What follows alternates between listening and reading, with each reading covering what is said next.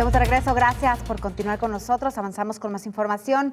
Mire, revela la Alianza Global para el Abandono del Carbón que la pandemia del COVID-19 fue tan solo un paréntesis para el clima y para las emisiones mundiales del CO2, que volvieron a acercarse a niveles récord.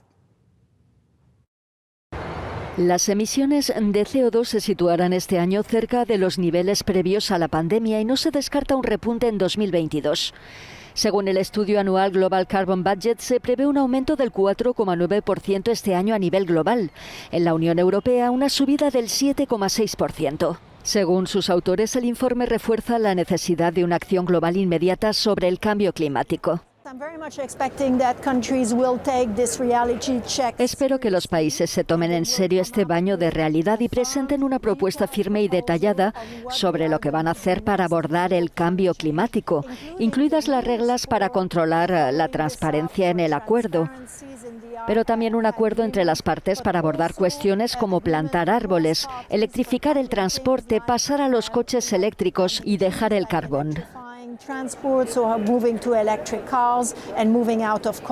En el marco de la COP26, la Alianza Global para el Abandono del Carbón ha logrado 28 nuevos miembros, entre ellos algunos de los países que más lo utilizan, como Ucrania. Así, la Alianza cuenta ahora con 165 países, ciudades, regiones, empresas e instituciones. Sin embargo, algunos de los países más dependientes del carbón del mundo, como Australia, la India, China y Estados Unidos, no se han unido a la iniciativa. Y para abordar este y otro tema, saludamos con muchísimo gusto a nuestro colaborador Carlos Ramírez Power. Carlos, ¿qué tal? Muy buenos días. Adelante, te escuchamos, por favor. Bienvenido. Mira, comenzamos, Cecilia, audiencia de Señal Global, con un dato muy interesante. Al día de hoy, en la última hora de generación eléctrica por turbinas de viento, en el Reino Unido se generaron 6.12 gigawatts de una carga total de 40 gigawatts en Inglaterra, del Reino Unido. Estamos hablando que por turbinas de viento se generó el 15% de la demanda total. Ahora bien, Inglaterra tiene instalada una capacidad total de generación de energía eléctrica por turbinas de viento de 31 gigawatts. Si el viento estuviese soplando favorablemente, en este momento en Gran Bretaña, la energía eólica estaría suministrando entre el 80 y el 85% de todas las necesidades energéticas de los británicos. Pero da la casualidad que el viento sopla cuando quiere y no cuando mandan los requerimientos energéticos de los ingleses.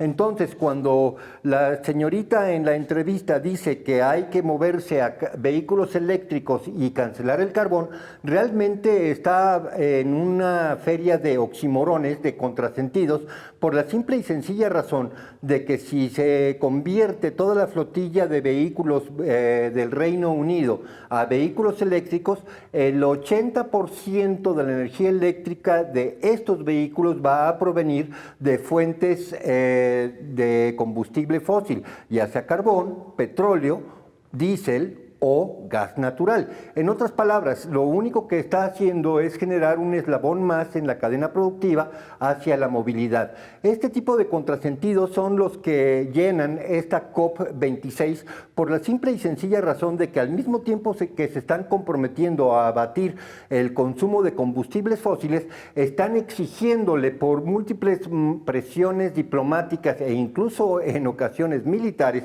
a Rusia de que suministre más gas natural precisamente a Europa para poder afrontar lo que viene siendo un fenómeno natural que no ha sido eliminado todavía por el calentamiento global, llamado invierno europeo, en donde el promedio de temperaturas en la noche es de aproximadamente menos 10 grados centígrados a lo largo de toda la Unión Europea. En otras palabras, si no tienen gas almacenado, esas casas no se pueden calentar, y si esas casas no se pueden calentar, simple y sencillamente la Unión Europea se convierte en un subcontinente perfectamente inhabitable por el ser humano.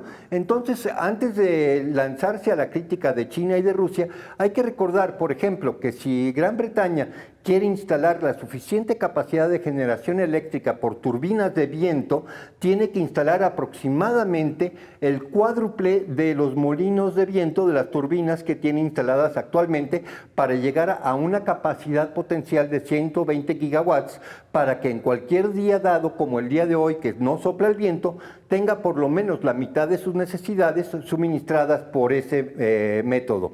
En otras palabras, un total contrasentido.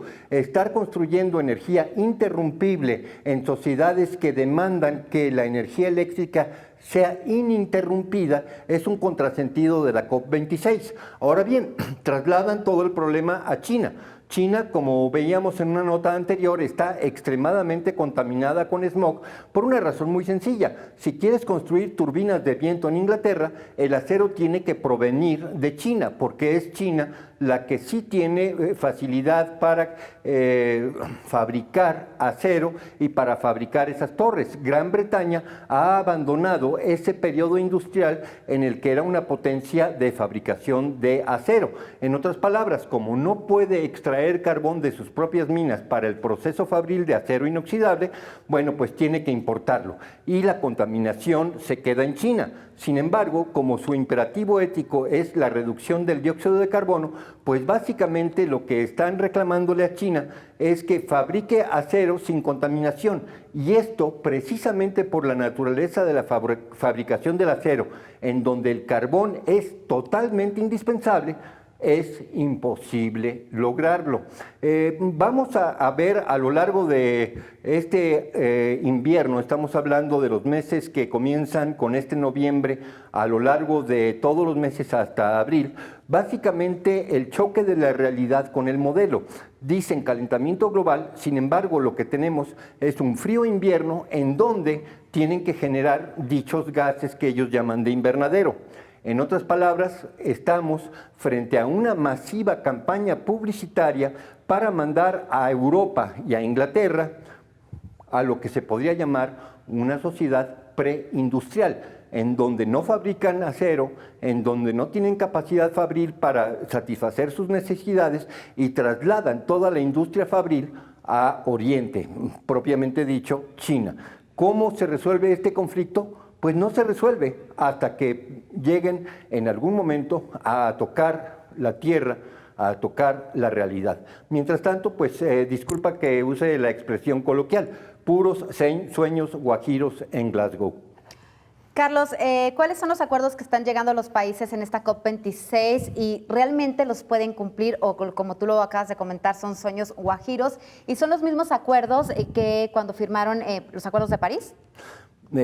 Son distintos porque son más radicales y son incumplibles a menos de que Gran Bretaña, Reino Unido y en general toda Europa se comprometa a regresar a un estadio de desarrollo preindustrial. Hay que imaginar dónde se encontraba Europa en el año 1820, previo a la Revolución Industrial. Era una sociedad 90% agropecuaria, 10% urbana, era una sociedad que tenía y satisfacía todas sus necesidades de calentamiento con leña, era una sociedad con aproximadamente 300 millones de habitantes menos. Entonces, cumplir las exigencias de la COP26, entre otras cosas, significa reducir la pisada de carbono. ¿Cómo? Reduciendo la población de Europa, puesto que cada uno de esos habitantes tiene una pisada ecológica que demanda muchísimo carbón, aparte del dióxido de carbono que exhalan cada vez que respiran. En otras palabras, sí se puede cumplir, pero ese sueño rápidamente se convierte en una ecuación de pesadilla, puesto que implica que el carbón que van a reducir son los habitantes de Europa. Carlos, ¿la temperatura del planeta realmente se puede cambiar? Claro, la temperatura del planeta viene cambiando desde su formación hace 4.000 millones de años. Hay un registro histórico, geológico de cambios de clima. Hay que recordar que nosotros nos encontramos en este momento en el Holoceno, en una etapa que se llama interglacial. Estamos en un óptimo de temperatura en este momento para la agricultura y para la ganadería y la proyectiva es de que este periodo interglacial acaba en los próximos 30 años y entramos a la nueva edad de hielo.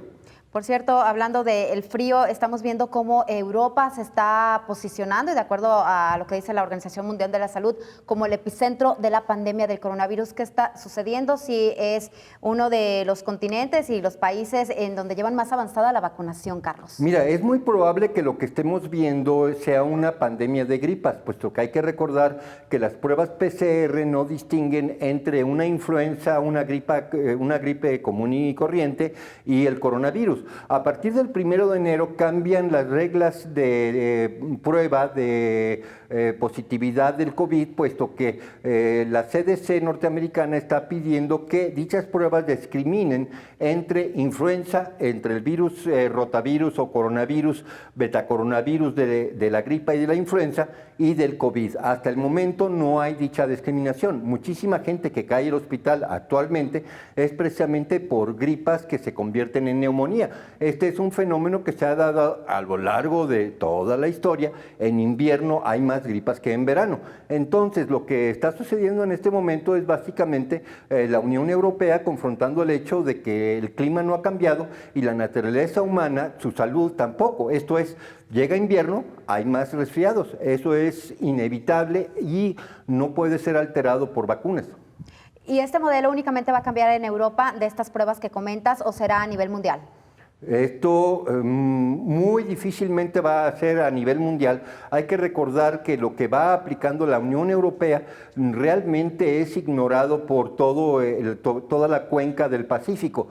Mira, rápidamente, Indonesia con 200 millones de habitantes, Japón con más de 100 millones de habitantes, India con 1.400 millones de habitantes, simple y sencillamente aplicaron el protocolo preventivo de ivermectina y eso rápidamente acabó con la pandemia del COVID en esos 4 países, nada más por dar un ejemplo, pero es un ejemplo importante porque estamos hablando de casi 2.000 millones de habitantes que lograron controlar la pandemia a través de un medicamento de fácil acceso y bastante inocuo.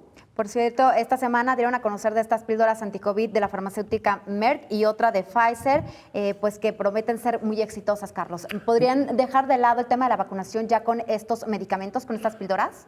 Mira, precisamente Merck pidió autorización de uso de emergencia para lo que yo apodo la Merckmectina, por la simple y sencilla razón de que si solicitaran una aprobación de uso terapéutico no de emergencia, en ese momento se acaba la justificación legal para la obligación vacunatoria. Mira, estos medicamentos, el molnupiravir de Merck y el medicamento de Pfizer, que no sé cuál es el nombre del compuesto, intentan hacer exactamente lo mismo que la ivermectina, pero con niveles de eficiencia bastante deficientes cuando se le compara en los estudios clínicos. Perfecto. Carlos, discúlpanos, se nos terminó el tiempo. Muchísimas gracias. Queda pendiente el tema de las vacunas para los niños en los Estados Unidos. Muchas gracias.